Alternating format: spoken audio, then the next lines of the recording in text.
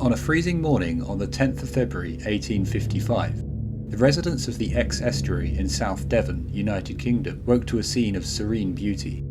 A blanket of velvety snow coated the already beautiful Devonshire countryside. Yet upon leaving their houses, the residents would soon discover something so disturbing and mysterious that to this day there's been no obvious explanation.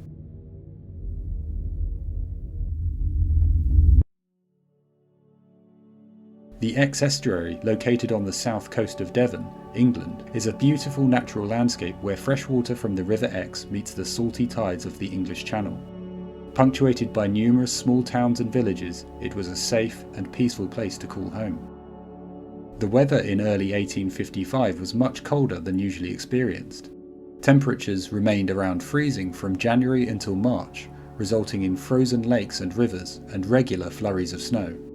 On the morning of February 10th, as residents ventured out from their snow-covered homes to go about their daily routines, the peaceful serenity of that early February morning was soon to be shattered by a bizarre discovery. In the fresh blanket of snow lay a series of footprints. At first glance, these could easily have been simple animal prints, a common sight given the abundant wildlife in the area. Casual intrigue turned to confusion and even concern as a closer inspection of the footprints revealed some incredibly strange characteristics. First of all, the prints were hoof-shaped, with a similar size and shape to that of a donkey. This was strange in itself. The likelihood of a donkey wandering the freezing hills of Devon alone in February is slim. What's more, these prints didn't appear to have been left by a quadruped like a donkey or a horse, but by a biped, something standing upright, on 2 feet. As the residents investigated further, it soon became apparent that the owner of the footprints had travelled far and wide. An article in the Exeter and Plymouth Gazette stated, "The creature seems to have frolicked about through Exmouth, Littleham, Lympstone, Woodbury, Topsham, Starcross and Teignmouth. There is hardly a garden in Lympstone where his footprints are not observed. And in this parish he seems to have gambolled about with inexpressible activity." The article went on. Its tracks appear to be more like that of a biped than a quadruped, and the steps are generally 8 inches in advance of each other, though in some cases 12 or 14, and are alternate like the steps of a man. The impression of the foot closely resembles that of a donkey's shoe, and measures from 1.5 inches in some cases to 2.5 inches across, here and there appearing as if the foot was cleft, but in generality of its steps the impression of the shoe was continuous and perfect.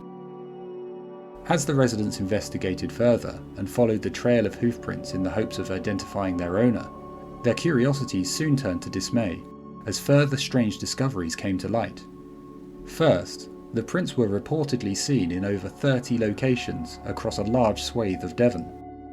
The estimated total distance of the prints was an incredible 40 to 100 miles, an impossible distance for any animal to travel in a single night. Perhaps most disturbingly though, was the fact that when the prints came to what would be considered an insurmountable obstruction in their path, such as a wall, river, or even a house, the tracks simply went over the obstacle. Prints were found on rooftops and even leading up to and exiting drain pipes as small as 4 inches or 10 centimetres in diameter. On occasion, the strange creature would approach the doors to houses before retracing its steps and returning to its path. Soon, news of the peculiar footprints in the snow spread across the county and rumours began to spread. The superstitious population of the late 1800s were quick to point to supernatural causes, with many believing these were the footprints of Satan himself. A letter to the Illustrated London News wrote, "This mysterious visitor generally only passed once down or across each garden or courtyard, and did so in nearly all the houses in many parts of several towns above mentioned, as also in the farms scattered about. This regular track passing in some instances over the roofs of houses and hayricks and very high walls without displacing the snow on either side or altering the distance between the feet. The gardens with high fences or walls and gates locked were equally visited as those open and unprotected. Now when we consider the distance that must have been gone over to have left these marks, I must say in almost every garden, on doorsteps through to the extensive woods of Luscombe, upon commons, in enclosures and farms, the actual progress must have exceeded 100 miles. There have been many attempts to explain the Devil's Footprints of Devon, yet none have provided a totally satisfactory explanation. One popular theory, posited by author Jeffrey Household, suggested that the strange tracks may have been left by an experimental balloon that had been released mistakenly from the dockyard, leaving the tracks by trailing 2 shackles attached to the end of its mooring ropes. Household's source was a local dock worker who claimed the incident had been hushed up because of the damage the balloon had caused to a number of windows and greenhouses on its journey. While this theory could explain the appearance of the tracks and the fact they were seen atop walls and rooftops, it's unlikely the dragging of a shackle across fresh snow would have resulted in clear, individual hoof-shaped prints in the snow. What's more, if a balloon had been the cause of these tracks, it's likely that at some point the balloon would have become snagged on trees or other terrain as it trailed over the landscape, but no evidence of the balloon was ever found. Another theory suggests that the tracks may have been caused by hopping rodents, such as wood mice. Though tiny, the prints left by these animals can resemble cloven hooves, caused by the motion of its limbs when it jumps. While plausible, this theory doesn't account for the vast distances travelled by the owner of the prints, and it's also unlikely a small mouse would scale high walls and even houses. In their desperation to offer an explanation for the bizarre footprints, some even suggested they could have been caused by kangaroos that reportedly escaped from a private menagerie. As unusual as it sounds, this wasn't the first time such a phenomena had been reported.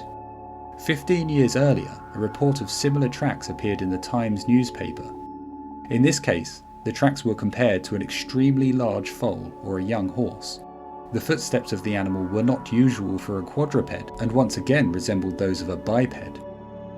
Another report outside of the UK came from Galicia in Poland, where tracks similar to those found in Devon were discovered after snowfall every year.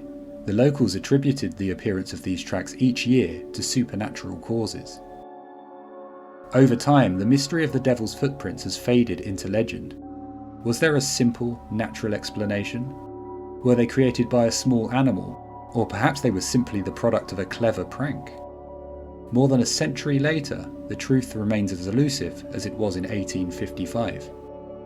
I'd love to hear what you think could have caused this phenomenon in the comments below. Thank you so much for watching. If you enjoyed this video, please do like, subscribe and hit the bell icon as it will really support the channel. Until next time.